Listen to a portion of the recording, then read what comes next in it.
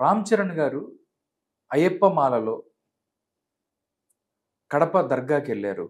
ఇది చాలా తప్పు, ఎట్లా వెళ్తారు అని చెప్పి సనాతనవాదులందరూ, హిందుత్వవాదులందరూ, హిందుత్వం అనమాకండి, హిందుత్వం ఉత్కృష్టమైనది, మంచిది. బట్ సనాతన పేరు మీద ఆర్య ఉత్తరాది అహంకారవాదులు వాళ్ళందరూ కలిపి అసలు ఎలా వెళ్తారు అని చెప్పి మొన్నటి నుంచి రప్చర్ అవుతుందండి సోషల్ మీడియాలో. అంటే రామ్ చరణ్ అనే వ్యక్తి అయ్యప్ప మాలలో ఉండి దర్గాకి వెళ్ళకూడదా అంటే ఏం చెప్తారు మీరు? ఇదే రామ్ చరణ్ గారు సనాతన ధర్మాన్ని ట్వీట్ చేశారు 3.5 ఏళ్ళ తర్వాత. నేను అప్పుడు చెప్పాను, గబుకుని తెలుసుకోకుండా చేస్తుంటాను. అసలు సనాతన ధర్మం అనేది నేను ప్రజలు అర్థం చేసుకోవాలి. తర్వాత రామ్ చరణ్ గారు దగ్గర మా పక్కు రామ్ చరణ్ గారు ఎవరండి? పక్కనేగా ఎవరు మనవడండి? ఎవరు మనవడు? మా పాలగోలు అల్లు రామలింగ గారి మనవడు. మా పక్కూరు ఏదన్నా కదా, మా అల్లు అర్జున్ ఎవరు? మా పాలగోలు పెట్టే కదా. సరే మాకు వద్దాం. నేను ఒకటి చెప్తున్నా అండి, సనాతన ధర్మం అనేది మన సౌత్ ఇండియాకి వర్తించదని బనారస్ యూనివర్సిటీ వాళ్ళు పెద్ద ఉద్గ్రంథాలతో సహా అన్ని కూడా రాశారు. కేవలం ఆర్యవర్తనం ఆర్యులకు మాత్రమే వర్తిస్తుంది అనుకున్నారు. ఇంకా చాలామంది దక్షిణాది వాళ్ళు ఆ వింది పద నేర్చులు చెత్త జాతి ఒక శాపంగా దిక్కుమాలిన పదాలని మన మీద వాడారు. చాలా పాపం వాళ్ళేమో ఆర్య అంటున్నారు. చిన్నప్పుడు నేను ఆర్యుని కాదే, ఆర్య అని రాయించారు. ఎందుకని ఆర్య ప్రభావం ఉన్న కొంతమంది మాస్టర్లు పాపం ఆ ప్రభావంలో పడి మనల్ని కూడా బానిసలుగా మార్చారు. అంటే అయ్యా ఆర్య రెండు ఒకటేనా? నేను ఆర్య అంటే ఆర్య ఎందుకండి? ఆర్యులు కాదు, ఆర్య పురుషు గొప్పడా, ద్రవిడ పురుషు దుర్మార్గుడా ఏందండి? నాకు అర్థం కాదు. వాళ్ళు ఎక్కడో మధ్య ఏషియా నుంచి వచ్చిన స్టెప్పీ జాతి తరహా ఒట్టుంటే తప్పులేదు, వచ్చారు. ద్రవిడ సంస్కృతి లాంటి సింధు నాగరికత లాంటి మందాన్ని కూడా ఇప్పుడు క్లెయిమ్ చేసేస్తున్నారు మ్యాక్సిమం తప్పని. అసలు నాకు అర్థమే కావట్లేదండి. వాళ్ళకి లిపి కూడా లేదండి, ఆ హిందీకి లిపి కూడా లేదండి. ఇది చెప్తే నమ్మరండి ఎవరు. ఈవెన్ రామ్ చరణ్ గారు కూడా నమ్మరు. హిందీకి లిపి లేదండి. నిన్న కాక మన పుట్టిన భాష హిందుస్థాన్కి ఆ మిగతా కొన్ని భాషలకు మధ్యలో పుట్టిన భాష. దానికి దేవనాగర్ నుంచి ఆ లిపి ఎత్తుకొచ్చారు. లిపి లేదండి. ఇది ఉర్దూకు కూడా అరబిక్ని తీసుకొచ్చినట్టు మధ్యలో బ్యారక్స్లో పుట్టింది కాబట్టి వేల సంవత్సరాల నాటి మన తెలుగు బట్టిప్రో లిపి, తెలుగు కన్నడ ఒకటే లిపి. మీరు చిరంజీవి గారు మంజునాథ్ సినిమా కూడా యాక్ట్ చేశారు. తెలుగు కన్నడ పట్టడికల ఐహోలు బాదాం వెళ్తే తెలుస్తుంది, ఒకటే లిపి. మనం 11 నుంచి విడిపోయాం. మన లిపిలు తెలగ బాతు శాసనం అని ఇండోనేషియాలో ఉంది. తెలగ బాతు శాసనం అని ఉంది. విజయేంద్ర పాలకులు సరే ఏదైనా కానీ మన అక్కడ. ఆ తర్వాత అక్కడ ఓల్డ్ సుండనీస్ లిపి, మనకి ఓల్డ్ బట్టిప్రో లిపి, పల్లవ లిపి అని తమిళ క్లెయిమ్ చేసుకుంటారు. పల్లవలో ఎవరో పిడిగోళ్ళండి ఇంటి పేరు. వాళ్ళ తర్వాత మాధవన్ అని పెట్టుకుంటే అయిపోతారా? ఎన్టీ రామారావు గారు కోపం వచ్చి ఎన్టీ రామారావుని పెట్టారు. వాళ్ళు ఏదో జనాభా లిస్టులో ఒకసారి గొడవ అయింది. అలాగే సరే ఏదన్నా సరే ఓల్డ్ సుండనీస్ లిపి, కెమర్ లిపి, బర్మదేశ్ మోహన్ లిపి, మన తెలుగు కన్నడ లిపి ఒక గొప్ప లిపి సంస్కృతం ఉంది. నేను అందుకని వాళ్ళేదో ఆ సనాతన ధర్మాన్ని రాసిన దాంట్లో మంచి పాయింట్లు తీసుకోవాలంటున్నారు. మొన్న మలయాళం సినిమాలు కూడా అద్భుతంగా వచ్చాయి చిన్నప్పుడు. కానీ దాంట్లో కొన్ని సినిమాలు మాత్రం చెత్తను చూపించి అక్కడ మంచి అన్నాను. కెనాట్ ఈక్వేట్, రెండింటిని కంపేర్ చేయలేము. కానీ నేనేం చెప్తున్నాను, దాంట్లో మనుశాస్త్రం గురించి చాలా రాశారు. ఆ మనుశాస్త్రం ఏదైతే ఆయన కొత్తగా మొదలుపెట్టారండి. ఏమనంటే మనుశాస్త్రం అంటే తల నుంచి పుట్టినాళ్ళు కాదు, విద్వత్తున్నాళ్ళు తల నుంచి పుట్టినాళ్ళు 4 కులాల కింద నేను అంటలేదని కొత్త ముక్తాయం కాదండి. ఎవడు పుట్టాడు తల నుంచి, ఎవడు కాళ్ళ నుంచి పుట్టాడు. ఆ శాస్త్రాన్ని మేము ఎందుకు ఒప్పుకోవాలి? ఆ ధర్మాన్ని మీరు ఉంచుకోండి. నిన్న ఎవరో లక్షల సంఖ్యలో చూస్తున్నారు. ఒక పెద్ద రాశాడంట, సూతులు కానీ మిగతా వాళ్ళు కానీ మొదటి 3 రాత్రులు పంపించాలని వీడియో చూస్తే లక్షల మంది దాని మీద లైక్లా. ఒక కులం పెద్ద ఆయన దగ్గరికి పంపించాలా, ఒక పండితుడి దగ్గరికి. ఏందండి ఇది? దాని మీద లక్షల లైక్లా. కేసులు ఉండవా? సిగ్గు లేకుండా మిగతా వాళ్ళు బతుకుతున్నారు అనుకున్నారా?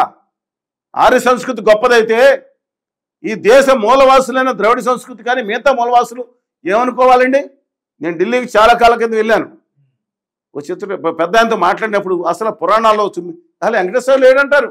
నేను 90 ఈ క్యాలెండర్ లైన్స్ పట్టుకెళ్తే గప్పుకుని చాలామంది తెలియదు, బాలాజీని కొంతమంది తెలుసు. గప్పుకుని చుట్టూరు అలంకారాలు ఉంటాయి కదా విగ్రహ ప్రేమ కాకుండా. అదేంటంటే మా ఎక్కడున్నాయి రామాయణ ఎక్కడైనా కాదండి, కలియుగ దేవుడు ఎక్కడా లేదు అసలు, మేము గుర్తించం అనేవాళ్ళు ఒకడు. అయ్యప్ప స్వామి లేడు. ఈ మధ్యన సిటీ సాయిబాబాని కూడా విగ్రహాలు పడగొడతాం మొదలుపెట్టారు.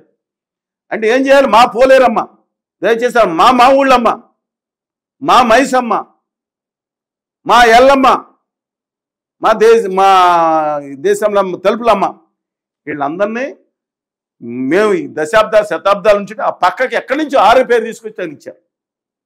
ఈ గత 100 సంవత్సరాలు 50 సంవత్సరాలు జరిగింది అంతా. మా పాలకుల దేశాలను పుడించుకున్నాను. అసలు యాక్చువల్ మామూలుగా ఉండేదండి, మా ఇంటి పక్కన ఉండేది. ఆ తర్వాత ఎక్కడి నుంచి ఉత్తరాది నుంచి వచ్చిన దేవత పేర్లని పెట్టించారు. ఇంకా దారుణంగా సమ్మక్క సార్లకి దేవతను ఎవడు చెప్పాడండి అని ఒక ఆయన ఉంటాడు. ఆర్య సంస్కృతి అంటే పెద్దదే, మిగతాంతరం మేము చర్చి సావాలన్నమాట వాళ్ళ దగ్గర. ఎన్నాళ్ళు శతాబ్దాలు సహస్రాలు చచ్చారు ఇక్కడ. ఆయన బయలుదేరి మాట్లాడతాడు, ఆ సమ్మక్క సారక్కలు కూడా దేవత ఎట్ట అవుతారండి, మీ ఆర్య దేవుళ్ళు ఎట్ట అవుతారండి అని అడుగుతారు మిగతా వాళ్ళు. నా వెంకటేశ్వర స్వామిని, మా సమ్మక్కని సారక్కని, ఎల్లమ్మని, మైసమ్మని లేదా అయ్యప్ప స్వామిని కాదన్న వాళ్ళు మీ గొప్ప దేవుడైతే మాకు అక్కర్లా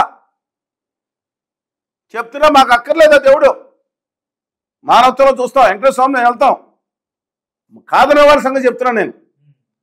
వీళ్ళని తగ్గించేసి ఇంకో దేవుడికి పోటీ పెడితే దిక్కుమాల సంస్థ. దేవుడికి పోటీ ఏంటండి సన్నాసులు, దేవుడికి పోటీ ఏంటండి? ఉత్కర్షణ దేవుడు ఆర్య పురుషులు. ఎవరు ఆర్య పురుషులు? సరే, coming back to the point. అలాంటి ఆర్య సనాతనవాదులు ఎవరైతే ఉన్నారో దయచేసి విజ్ఞప్తి చేస్తున్నాను, మేము హిందువులం. ఎలాంటి అనంత గోదావరి గంగా ప్రవాహంలో సాగే ఈ ప్రపంచంలో అతి గొప్ప జీవన విధానాల్లో ఒకటైన హిందూ మత జీవన విధానంలో ఉండేవాళ్ళం. ఈ మతం ఎంత సంయమనం సభ్రతత్వం ఉంటుందో బుద్ధుడిని కూడా ఒక దశావతారంలో ఒక అవతారం కింద స్వీకరించారు. మిగతా ఏ దేవుడిని కూడా తోడనాడని మతం చెప్తున్నానండి. అంత గొప్పగా అలాంటి మతాన్ని ఇవాళ విద్వేషంతోనూ దుర్మార్గంతోనూ చేసే మతం అది హిందూ మతం కాదు, ఖచ్చితంగా చెప్తున్నాను. అలాంటిది ఇవాళ మీ రాజకీయాల కోసం తీసుకొచ్చి ఇవాళ చేస్తే మంచి పద్ధతి కాదు. నేను అసలు ఇవాళ రామ్ చరణ్ గారు అక్కడికి వెళ్తే అబ్జెక్ట్ చేయాల్సింది ఎవరు? మాలంతా వేసుకుని ఆ దర్గా వాళ్ళు అబ్జెక్ట్ చేయాలి, వాళ్ళే స్వాగతం పలికి తీసుకెళ్లారు. దర్గా వాళ్ళు అబ్జెక్ట్ చేయాలి. సరే కాదండి, వాళ్ళ అయ్యప్ప స్వామి నమ్మట్లేదు కదండి, వీళ్ళు సిటీ శాబాన్ని నమ్మట్లేదు కదండి, ఉత్తరాది ఆర్య సనాతనవాదులు. అసలు మా సనాతనవాదం ఏం నాకు అర్థం కావట్లేదు. అది మాది హిందూ మతం, మేము హిందువులుగానే జీవిస్తాం. మీరు అనుకున్న వర్ణాశ్రమంలో ఒక శూద్రులు కాళ్ళ దగ్గర పుట్టిన సన్నాసి బ్యాచ్ పంచములని వాడు ఎక్కడి నుంచి పుట్టాడో కూడా తెలియదండి దేశంలో. ఈ బ్యాచ్ కాదు. మేము ప్రపంచంలో గొప్ప ఒక మతంగా భావించుకున్న తనలో తన మూఢనమ్మకాలను సృజించుకుంటూ అభేదభావాలను ఏకం చేసుకుంటూ ముందుకు సాగుతున్న గొప్ప జీవన విధానం మతం. ఒక భగవంతుడు ఆధ్యాత్మికతకి వెళ్తూ ఉంటే ఒక ప్రశాంతంగా, నేను చెప్తున్నాను, కొబ్బరికాయలు కొట్టి గంటలు కొట్టి అలా కూర్చుంటూ ఉంటే ఎంత ఆధ్యాత్మికత వస్తుందండి. అలా ఆధ్యాత్మిక ప్రవచనాలు చెప్పేవాడు కదా. ఈ మధ్యన రాజకీయ పార్టీల గురించి మాట్లాడటం మొదలెట్టారు. పీఠాలు పెట్టుకుని లిపికిసులు ఇచ్చేస్తున్నారు రాజకీయ నాయకులకి. వెంటనే వాళ్ళకి ఏందండి ఇది నాకు అర్థం కాదు. మా సనాతన ఈ మధ్యలో అఘోరీలని కొంతమంది సనాతన ధర్మానికి బయలుదేరారు. అసలు ఒరిజినల్గా మీరు చూస్తున్నారు. కళ్యాణ్ బాబు గారు ఆఫీస్కి వెళ్ళి హల్చల్లంట. నేను పేరు మొత్తం తెలంగాణ వాళ్ళు ఏం చేస్తారు తెలివిగా బార్డర్ దాటిచ్చారంట. అక్కడేమో హల్చల్లంట. శ్రీశైలం శ్రీకాళహస్తి దేవాలయంలో నేను సనాతన ధర్మం అంటే ఆ సనాతన ధర్మవాదం ఏమంటే ఒప్పుకోని సనాతన ధర్మ పరిచారకులు బయలుదేరుతున్నారు చాలా మంది. పెట్టుకోమనండి, తీసుకెళ్ళి. నేనేమో వాళ్ళ మీద కోపంగా వాళ్ళు సనాతన ధర్మాన్ని పాటించుకున్నారు. అఘోరి గారిని అఘోరి గారో ఆవిడో తెలియదు నాకు, వాళ్ళు ఎవరన్నా. ఎందుకంటే మళ్ళీ అన్నానంటే సనాతన ధర్మ ఆర్య సనాతన ధర్మం వాళ్ళు ఒప్పుకోరు. మళ్ళీ పెట్టుకోమనండి. రామచంద్ర గారి మీద పెడతారా?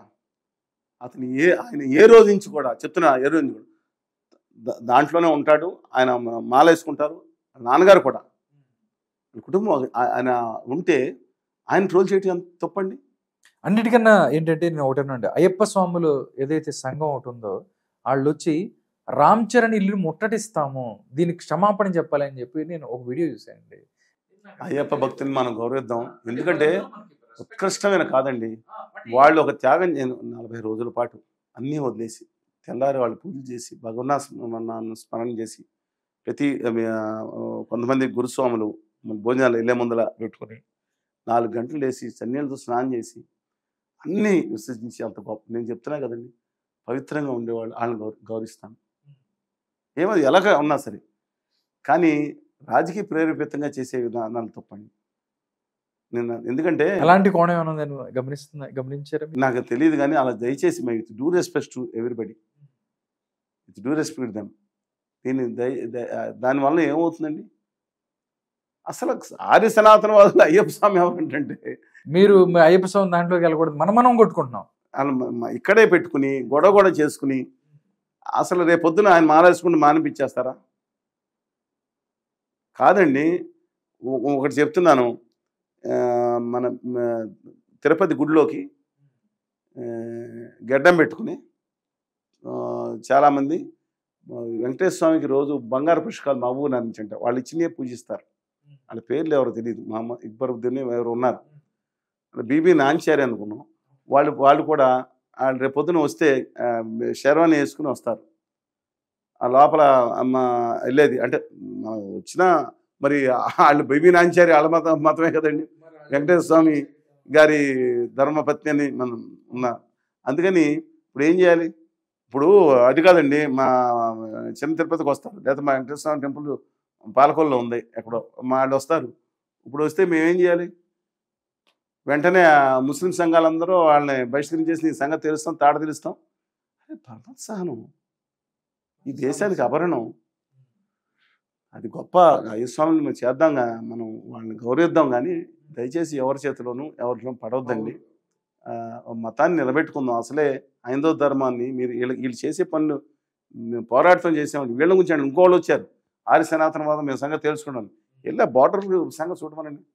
వీళ్ళందరినీ అక్కడ పాకిస్తాన్ బార్డర్ పంపిస్తాం. ఆ దుర్మార్గమైన నీచమైన దుర్మార్గమైన పాకిస్తాన్ ప్రభుత్వం ఎంత దుర్మార్గం హరిస్తుందో చూసారా? వీళ్ళందరినీ అక్కడ ఫైటింగ్ పంపిద్దాం. ఏది గోవధ మీద ఆటి మీద అన్నారు. నిజంగా వాళ్ళు చేస్తే మనం చేయించాలి, కానీ అమాయకులు కొట్టించే బదులు ఈ పోరాటాన్ని అక్కడ పంపిద్దాం. ధర్మం మీరు వెళ్ళి చూడండి ఒకసారి. వీళ్ళకి ఏం తెలుస్తుందో తెలియట్లేదు. వెళ్ళి ఒకసారి చూడండి. వెళ్ళి పెదబయలు దగ్గర నుంచి మంచింపుట్టు దగ్గర నుంచి అక్కడ అనేక గ్రామాలు, నేను అరకుతోగి దగ్గర గ్రామాలకు వెళ్తే సరిగ్గా 99 వెళ్ళాను. తర్వాత సేవా కార్యక్రమం నిర్వహించడానికి వెళ్ళాను. మన 2014లో కూడా మేమందరం కూడా వాళ్ళకి సహాయ కార్యక్రమాలు మెడికల్ క్యాంప్ అని పెట్టుకుంటూ వెళ్ళాము. ఈ మధ్యకాలంలో 2021లో వెళ్ళి ఒక్కనే వెళ్ళొచ్చాను.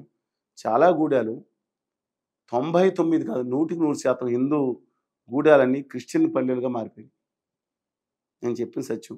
మతం మారకూడదా అంటే నేను దాన్ని కూడా కాదు, ఐచ్ఛికంగా మారవచ్చు, విలోపాలు మారకూడదు. నాకు గడ్కరీ గారు మరి సరే ఆ విషయాలు మాట్లాడదామండి. ఎలాగ గత 20 సంవత్సరాల్లో దాదాపు అనేక చోట్ల ట్రైబల్ విలేజెస్ దాదాపు 100% 100 విలేజెస్ మారిపోయాయి ఇంకో మతంలో. మీరు ఓపికంటే అక్కడికి వెళ్ళి నా పని అది కాదు, ఈ ధర్మ ప్రచారకుల పని. ఆ పని చేసుకుని వాళ్ళకి ఏం కావాలో చూసి అలాగే అసలు మమ్మల్ని నిన్న గుడిలోకి రానిపోతే దళితులను బీసీలను ఆడు వచ్చారని చెప్పి దేవుడిని తీసి దాచారంట. నిన్న చూసారు అంతా టీవీలో వచ్చినాయి. అక్కడ మాట్లాడమనండి. దళితుల్ని బలహీన వర్గాల్ని ఇక్కడ గుడికి రాకుండా తోచి పడేసింది, దాని మీద మాట్లాడమనండి. హైందవ ధర్మాన్ని కాపాడుకుందాం. హైందవ ధర్మం అంటే ఒక వర్గమో కుల ధర్మమో కాదు, మనుషులందరినీ సమానంగా చూసే ధర్మం. కులంతో నిమిత్తం లేకుండా మనుషులందరినీ సమానంగా చూసే మతం. అందుకనే గుజ్జాడు గారు ఒకప్పుడు అన్నాడు, మతములన్నీ మాసిపోను జ్ఞానం ఒక్కడే నిలిచి వెలుగునున్నారు. అదే మానవత్వం. మానవత్వమే గొప్ప మతం. మానవత్వాన్ని మించి మతం లేదు. ఈ మతాలన్నీ కూడా మానవత్వాన్ని ఆధారంగా తీసుకుని వెళ్ళాల్సింది. అందుకని దయచేసి ఆయన మీద చేయొద్దు. ఆయన కూడా దయచేసి చెప్తున్నాను, మీరు చరిత్ర చదవండి. మీరు వెంకటేశ్వర స్వామి గురించి తెలుసు, బుద్ధుడి గురించి చదవండి, మిగతా అందరి గురించి చదవండి, మన దక్షిణాది గురించి చదవండి, మన సంస్కృతి ఏంటో దయచేసి తెలుసుకోమని చెప్పి కోరుతా ఉన్నాను.